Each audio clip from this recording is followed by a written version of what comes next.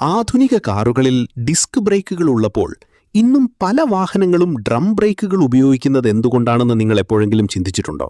ഇവ ശരിക്കും മോശമാണോ? സത്യം പറഞ്ഞാൽ ഡ്രം ബ്രേക്കുകൾക്ക് ചില വലിയ ഗുണങ്ങളുണ്ട്. ഇവയുടെ ഏറ്റവും വലിയ പ്രത്യേകത സെൽഫ് എനർജൈസിംഗ് കഴിവാണ്. ബ്രേക്ക് ഷൂസ് ഡ്രമ്മിനുള്ളിൽ വികസിക്കുമ്പോൾ ഡ്രമ്മിന്റെ കറക്കം തന്നെ ആ ഷൂസിനെ കൂടുതൽ ശക്തമായി അമർത്താൻ സഹായിക്കുന്നു.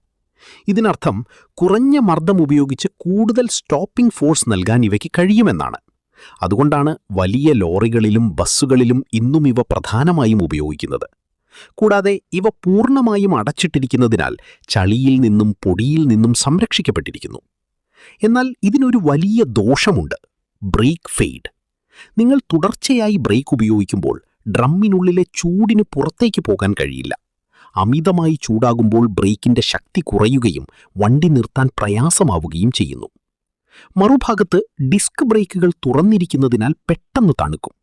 പക്ഷേ ഡ്രം ബ്രേക്കുകൾ നിർമ്മാണച്ചെലവ് കുറഞ്ഞതും ഹാൻഡ് ബ്രേക്കായി പ്രവർത്തിക്കാൻ കൂടുതൽ അനുയോജ്യവുമാണ്. ചുരുക്കത്തിൽ ഡ്രം ബ്രേക്കുകൾ മോശമല്ല.